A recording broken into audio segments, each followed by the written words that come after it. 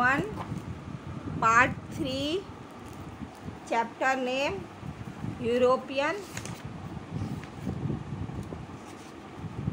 Arrival of Europeans in India. In this part, first we read about the French.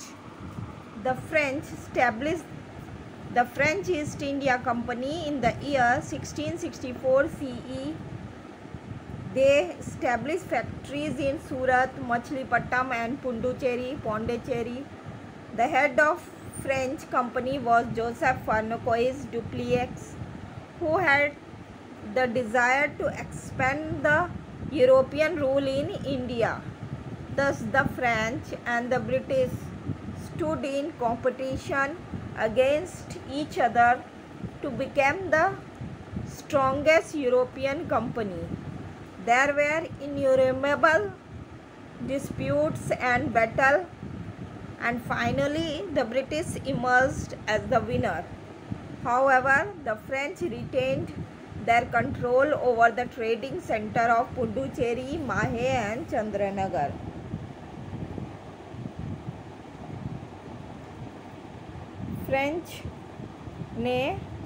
French east India company की स्थापना 1664 CE में की। उन्होंने सूरत, मछलीपट्टम और पुडुचेरी, जो वर्तमान में पौंडीचेरी है, में अपनी फैक्ट्रियां स्थापित की। फ्रेंच कंपनी के जो हेड थे वो जोसेफ फर्नाकोइस डुप्लिएक्स थे, जिनकी बहुत बड़ी इच्छा थी कि यूरोपियन शासन का पूरे इंडिया में विस्तार हो। इस प्रकार फ्रेंच और ब्रिटिश जो है कंपटीशन में, और यूरोप के सबसे स्ट्रॉन्गेस्ट कंपनी के लिए जो उनका कंपटीशन था, वो एक दूसरे के विरुद्ध एक दूसरे के सामने खड़े हो गए। उनके में मतभेद और जो झगड़े थे वो बढ़ते जा रहे थे, और अंत में ब्रिटिश जो है वो विनर के रूप में उभरे। इसके बावजूद फ्रेंच ने अपना कंट्रोल जो है पुडुचेरी, माहे और चंद्रनगर ट्रेडिंग सेंटर पर अपना कंट्रोल खोया नहीं, अपना वर्चस्व बनाए रखा। British trade in Bengal. The British first started that trade on the bank of the river Hooghly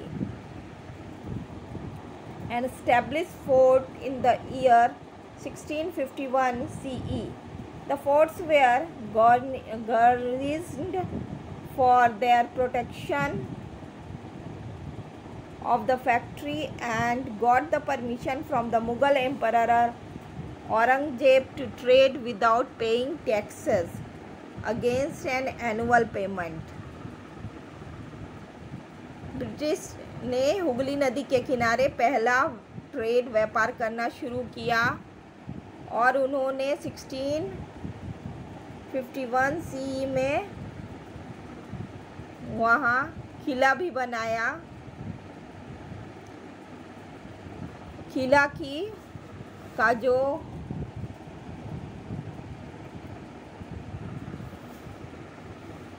अपने फैक्ट्री की सुरक्षा के लिए उन्होंने किला भी बनाया।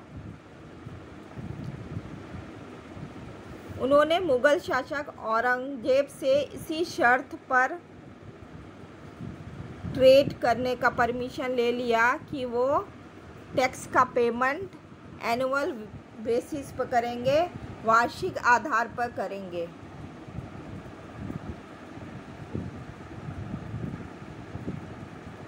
By this time, the expansion of the British rule between 1757 CE and 1857 CE.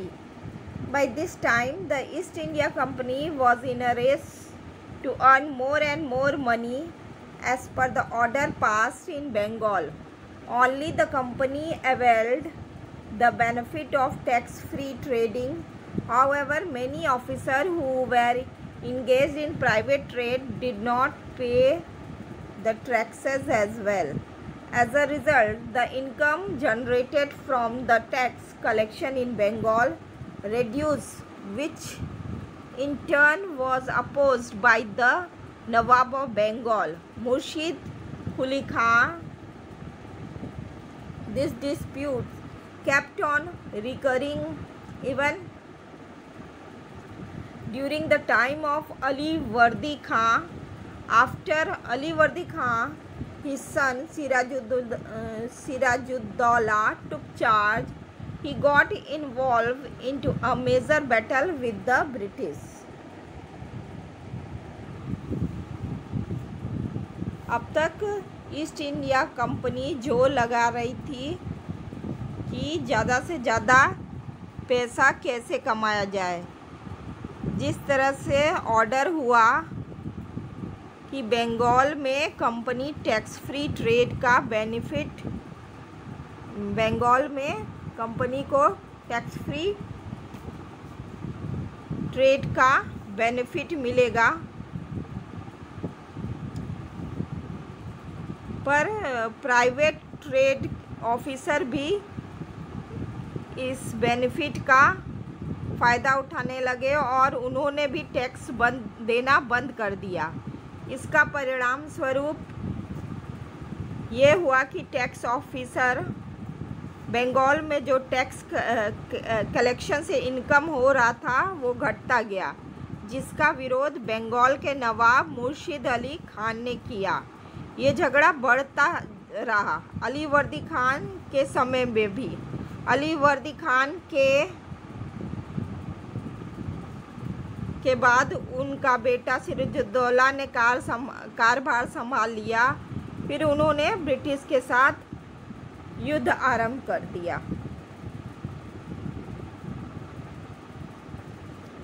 Battle of Plassey. Sirajuddaulah became Nawab of Bengal in the year 1756. He had an overwhelming influence over the British. The British helped the competition of Sirajuddaulah by conspiring against him so that he would not remain on the throne of Bengal. There were frequent conflicts with the British merchant regarding payment of taxes. When the British merchant failed to pay taxes which were applicable of both Indian and foreign merchant, the situation came to a boil.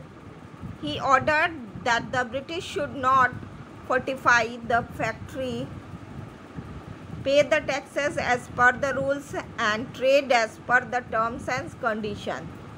This provocation was enough for Siraj to opt for war, and he succeeded in expelling the British from Calcutta. Plassey का युद्ध। सिराजुद्दौला 1756 में बंगाल के नवाब बन गए। उनका British के ऊपर गहरा प्रभाव था। ब्रिटिश ने उनके कंपटीशन की सपोर्ट देना शुरू कर दिया।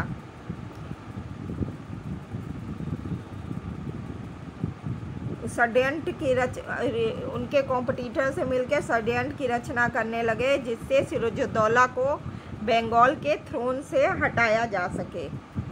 बार बार ब्रिटिश मर्चेंट के साथ टैक्सेस को लेकर झगड़ा हो रहा था।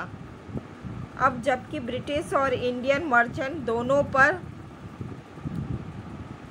पर जो नियम लागू हो रहे थे, पर ब्रिटिश मर्चेंट टैक्स पे नहीं कर रहे थे। सिचुएशन एकदम गर्म हो गया, उबाल पे आ गया। उन्होंने ऑर्डर दिया कि ब्रिटिश अपने फैक्ट्री की किलेबंदी नहीं कर सकते जब तक कि वे रूल्स के अनुसार टैक्स पे नहीं करते, और उन्हें ट्रेड के टैक्स और कंडीशन को मानना ही पड़ेगा। ये जो भड़काव था सिराजुद्दौला को युद्ध के लिए उकसाने के लिए काफ़ी था और वो ब्रिटिश को कलकत्ता से बाहर निकालने में सफल भी रहे। The British counter attack under the leadership of Robert Clive bribed Mir Jafar, the commander-in-chief of Sirajuddaulah, with a promise to confer the throne of Bengal to him and convicted with him to join their side. With the help of Robert Clive,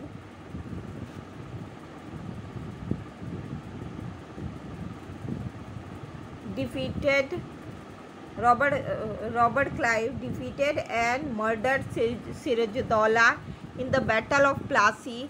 This was the first war fought by the company in India, which marked the beginning of the British rule in India.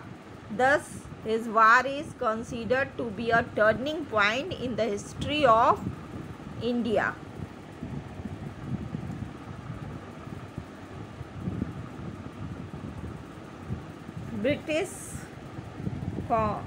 British counter Robert Clive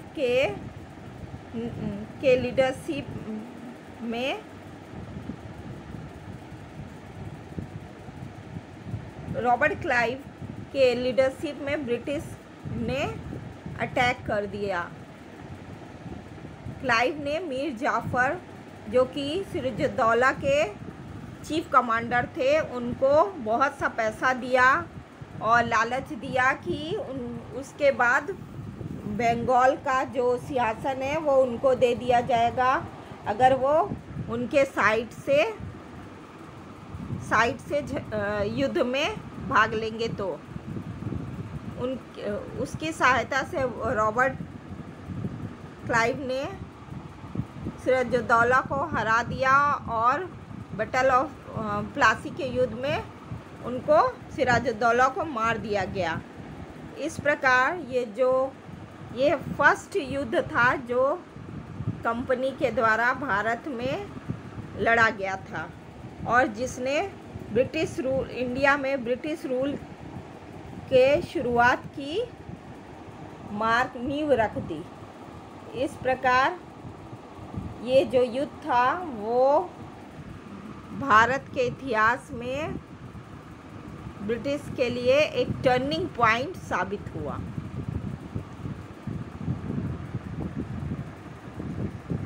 battle of Buxar. As promised, the East India Company appointed Mir Jafar as Nawab of Bengal. Robert Clive also went back to England. With the passage of time, Mir Jafar became hostile towards the British. The company decided to replace him with his son-in-law Mir Qasim. Mir Qasim was an efficient, disciplined and clever ruler.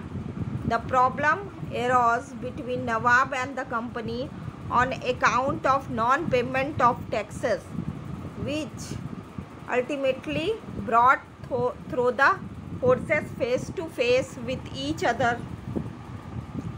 In 1763, Mir Qasim was defeated by the company, but he escaped.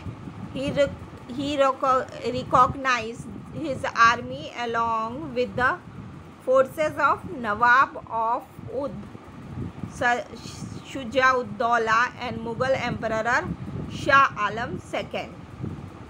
Their combined forces met the company forces at Buxar in 1764. The British East India Company won the war, and all of a sudden Bengal, Awadh and Mughal Empire was under their control. Robert Clive was sent to India to take control of the situation. That's how the East India Company, a trading company, emerged as political power in subcontinent of India.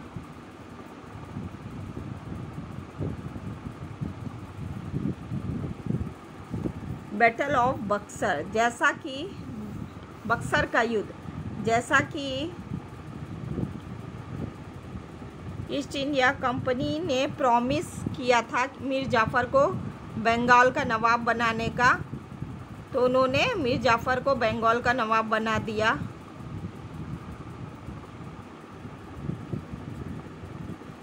Mir Jafar को बंगाल का नवाब बना दिया। Robert Clive भी England वापस चले गए।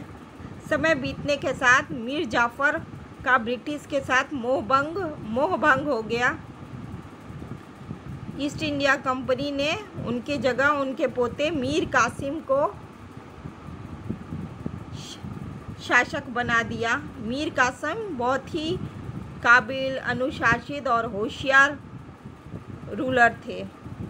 नवाब और company के बीच नॉन पेमेंट टैक्स को लेकर समस्या उठने लगा, जिसके परिणाम स्वरूप दोनों ही सेना एक दूसरे के सामने युद्ध के लिए खड़ी हो गई। मीर कासिम कंपनी द्वारा हरा दिया गया, परंतु वह बच निकला। उन्होंने नवाब of ud Shujauddaula, Mughal Shah Alam second के साथ मिलकर अपनी आर्मी को मजबूत किया। उनकी संगठित सेना ने कंपनी के साथ बक्सर में 1764 में युद्ध किया। ईस्ट इंडिया कंपनी ये युद्ध भी जीत गई। इसके परिणाम स्वरूप अवध, बंगाल मुगल एम्परर कंपनी के कंट्रोल में आ गया। रॉबर्ट क्लाइव को सिचुएशन पर कंट्रोल करने के लिए इंडिया भेजा गया। इस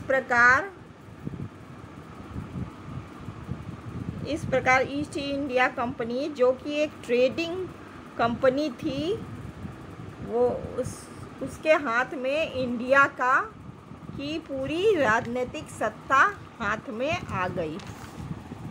वो सबसे शक्तिशाली पॉलिटिकल पावर के रूप में स्टैब्लिश हो गई इंडिया में।